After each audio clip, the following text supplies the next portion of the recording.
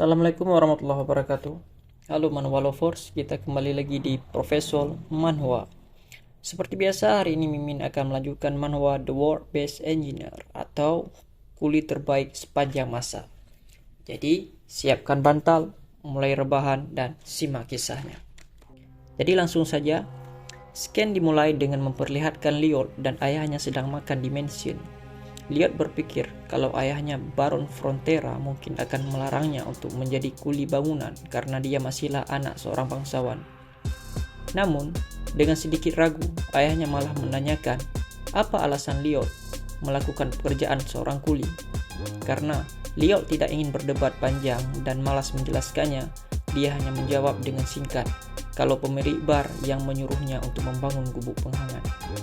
Seperti orang lain, Baron nampaknya meragukan kalau Lyot melakukannya dengan niat baik dan bilang kalau dia akan dihukum jika membohongi penduduk desa. Namun, nampaknya Lyot tidak terlalu memikirkan apa yang dipikirkan orang lain karena sudah terbiasa dengan itu dan bilang kalau ayahnya tak perlu takut tentang hal itu. Lalu Lyot berusaha keluar dari ruang makan karena tidak ingin berdebat dengan ayahnya. Sang Baron tak berusaha menghentikannya. Dia hanya bertanya, apa Lyot sudah tahu dengan keadaan keluarga mereka dan bilang kalau Lyot tak perlu khawatir dengan keadaan keluarga mereka dan semua akan baik-baik saja. Tak mampu menjawab, dengan wajah sedih, Lyot kembali mengingat masa kecilnya sebelum reinkarnasi, yang mana perkataan itu sudah pernah dia dengar dari ayahnya dulu.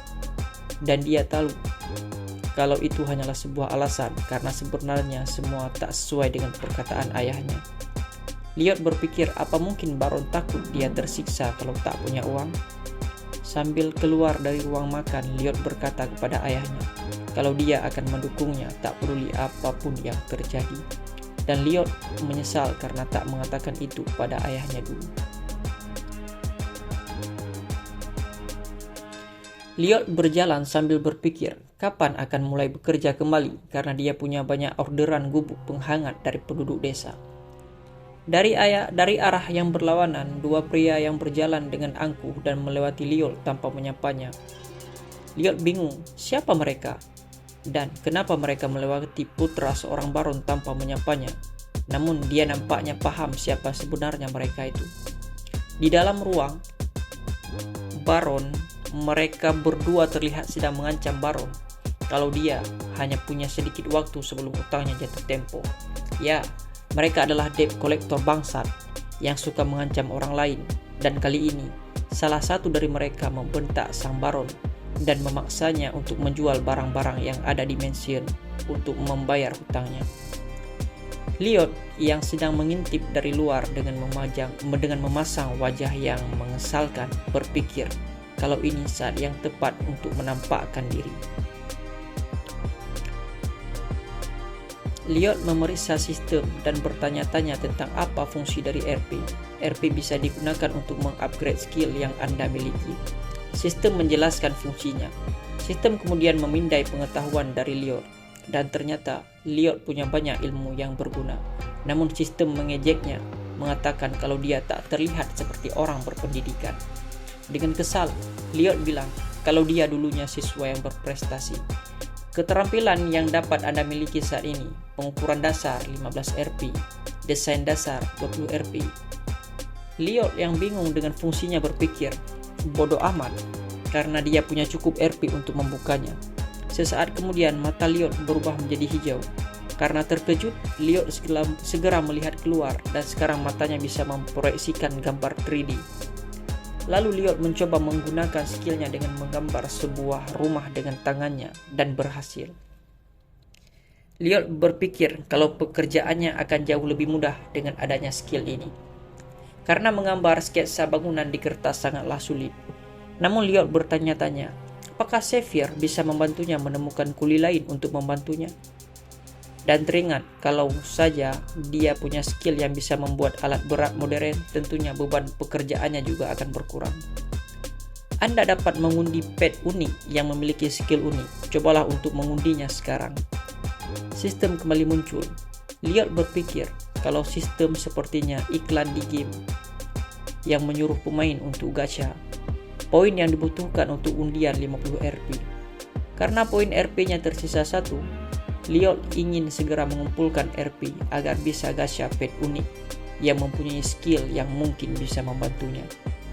Di sisi lain, debt collector yang mulai kehilangan kesabaran memukul meja dan menyarankan Baron untuk menjual istri dan pelayannya sebagai budak kalau tak punya uang untuk membayar hutang.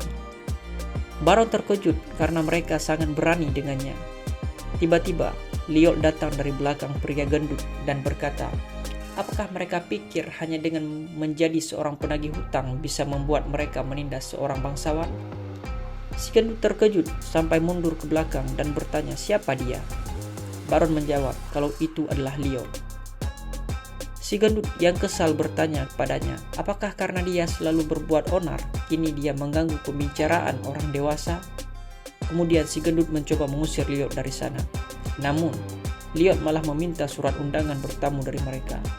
Dan mereka nampak kebingungan dengan permintaan Liot. Dengan tatapan serius, Liot kemudian menjelaskan dalam undang-undang kerajaan terdapat peraturan tentang hak dan keamanan bangsawan. Sehingga, jika ada seseorang yang masuk tanpa undangan, mereka akan dianggap penyusup. Para penagih hutang yang kesal dengan Liot membantahnya dan mengatakan mereka tak pernah mendengar hal itu. Liot yang tak peduli memanggil Sapphire yang segera datang dari balik pintu dan menyuruhnya untuk memotong tangan debt collector yang dia sebut sebagai penyusup. Mereka berdua nampaknya terkejut dan takut ketika melihat Sapphire mencabut pedangnya dan mengancam kalau mereka akan melaporkannya pada pengadilan. Liot yang masih tak peduli mengatakan kalau itu tak berguna karena pengadilan akan membenarkannya. Debt collector yang sudah benar-benar takut karena Sapphire selesai mencabut pedangnya pun lari terbirit-birit dan mengatakan kalau Liot akan menyesali perbuatannya. Setelah mereka pergi, sambil tertawa Liot berkata, kalau kejadian tadi benar-benar konyol. Baron yang emosi memarahi mereka berdua kalau yang mereka lakukan tak berguna, karena debt collector akan kembali. Liot yang berusaha menenangkan Baron memberinya sekantung uang dan berkata itu uang yang diperolehnya dari penduduk desa dan itu sangatlah banyak. Baron yang tak percaya dengannya bertanya apa Liot memeras penduduk desa untuk itu.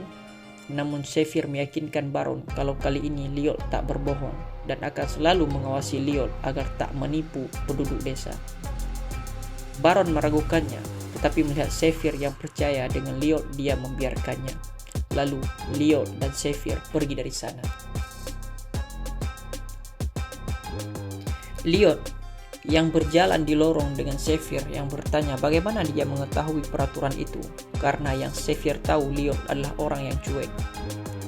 Liot yang kesal bilang kalau dia tak sengaja membacanya di buku, dan Liot benar-benar tak sengaja membacanya di novel. Ketika Baron dan istrinya mati, debt collector datang untuk membongkarnya untuk menjual mayat mereka. Sapphire yang ada di sana berkata tentang peraturan kerajaan dan segera membantai mereka berdua. Dan ketika diadili, Sapphire dinyatakan tak bersalah atas perbuatannya. Liot berpikir kalau dia beruntung karena tahu alur cerita ini.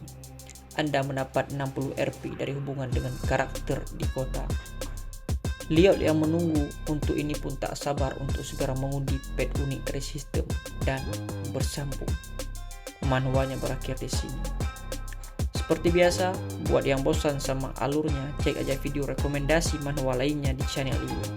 Dan besok akan kita sambung lagi di jam yang sama. Nantikan video berikutnya dan tekan tombol subscribe dan lonceng agar tak ketinggalan update berikutnya di channel ini. Sekian. Assalamualaikum warahmatullahi wabarakatuh.